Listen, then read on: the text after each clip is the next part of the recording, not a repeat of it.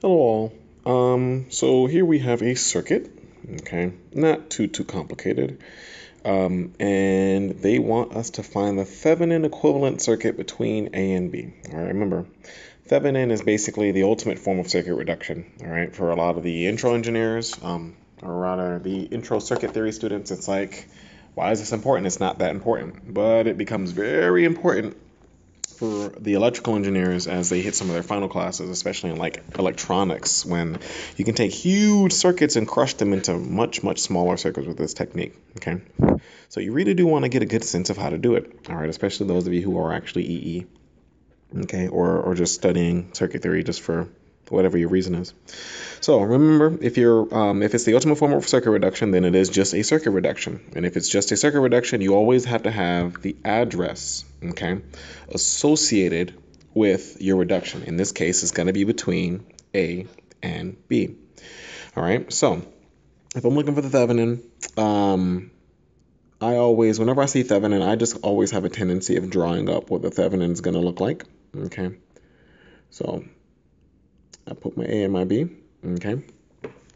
I know that this circuit has to turn into something that looks like this, where I have to basically have this circuit become 1 voltage and 1 resistor. All right, well, this is the Thevenin voltage and the Thevenin resistance.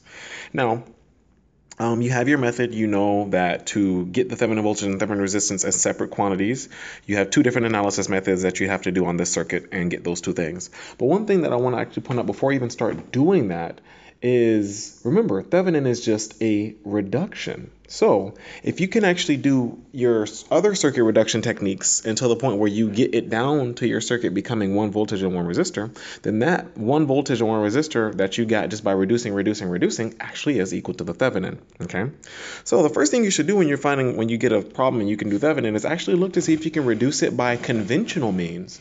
When I say conventional means, I mean resistor reduction, and source transformations.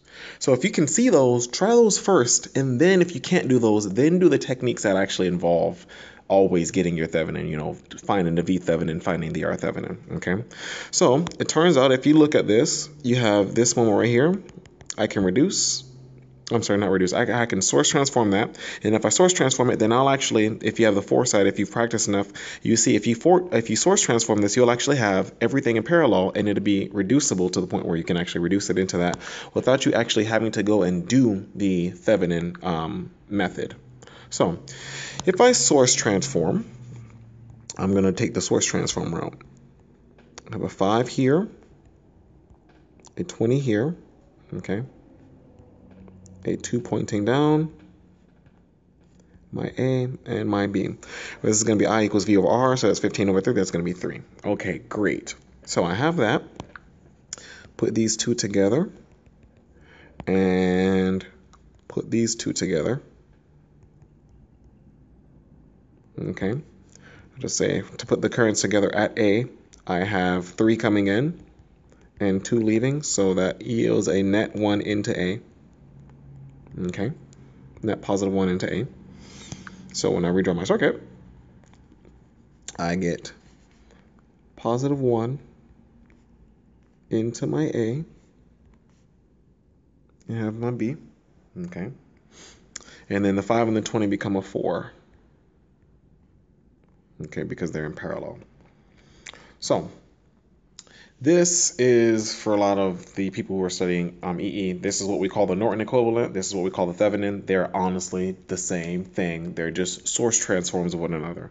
All I have to do is take the source transform of this, and I'm going to produce my Thevenin. So source transform one more time. I'm going to get a voltage source, which has the positive in the upward position. A 4 here.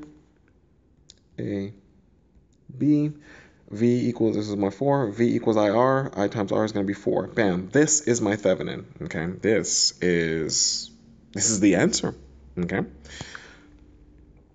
So this right here is my answer. This actually would be, I'm going to put a V Thevenin. This would have been V Thevenin and R Thevenin. Now you can go and find V Thevenin and R Thevenin via your methods, but you'll find that V Thevenin equals 4, and you'll find that R Thevenin equals 4. That looks like a 5 Thevenin. R. Okay, if you go do the typical way, okay, which I'm not going to do in this case. I'm actually going to go find one that's just a little bit more difficult, and Actually, you know what? Let me see. It's been 5 minutes. I'll leave it be. I'll leave it be, and I'll go do one that's a little bit more difficult. If you want to challenge yourself, I recommend that you, of course, do this without having to reduce it. If you have the typical method, do it with the Thevenin or Thevenin. Turn off your sources and reduce for the R Thevenin and find the voltage between A and B for your V Thevenin. All right, it's not too difficult. It's definitely something that you can do. And I recommend that you go try it. But as for the answer, this is a Thevenin equivalent circuit as seen between A and B. Okay. What I'll do is I'll actually add some extensions to it. I will say, how about add a load of, and I'll make it 6 ohms. Okay, and with that load, we'll say, what is the power of the load equal to? Okay, well, that's not a biggie. All I have to do is take that, add 6 ohms to it, plus 4, add a 6 ohms right here, 4 and 4, and then find the power associated with that. Okay, so remember, power equals I times V. Okay, or it could equal V squared over R, or it could equal I squared times R. So whatever rendition of this you want to use. I think I'll do the I squared times by R method. Why? Because this is 10 and that's 4. So I know I is just going to be 4 over 10 because that's 4 plus 6. These are in series. So I got 0.4 is R. So power equals 0.4 squared times by the resistor that I care about, which is 6. Okay, that's gonna give me let's see, this is 16 and 6. Let me see what I solve and get. 0.24 watts. Okay, so it's just an extension to my problem. If I have Thevenin, oftentimes if you find Thevenin, the whole point is that you put something in the load, all right? You never just find this and be done. You put something in the load. We put something in the load, we found the power, okay? Then, of course, I couldn't finish this problem without asking you the key question, the question that is like so sacred. What is the load resistance such that it receives its maximum power? Okay, basically I'm just saying, if this is my Thevenin, what load must I put here between A and B such that that load will actually receive the maximum power possible ever? Okay, and then of course I'll actually be asking you to find what that maximum power is.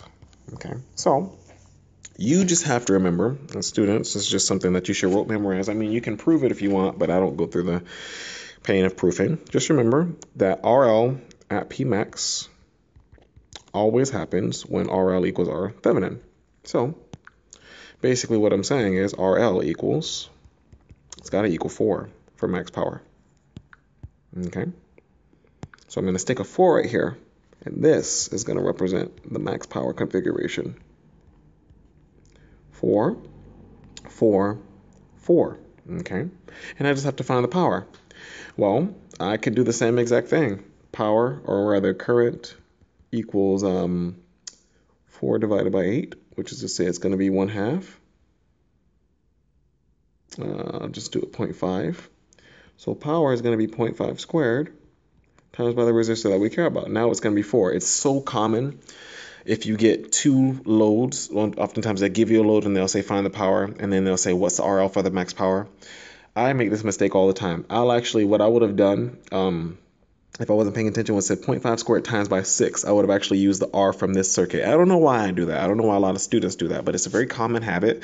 Do not make that mistake, all right? Make sure you're mapping everything to the proper circuit. His 0.5 is corresponding to 4, so it has to be multiplied by 4.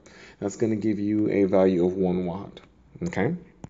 So I would have been remiss if I didn't do this addition to the problem as well. Okay, so pretty simple Thevenin problem. In this one, I could have reduced with the regular resistor reduction and source transforms and got my answer. Stick in some loads, see what my loads give me in terms of current, voltage, and power, and bam, a very traditional standard Thevenin problem. I hope this helped.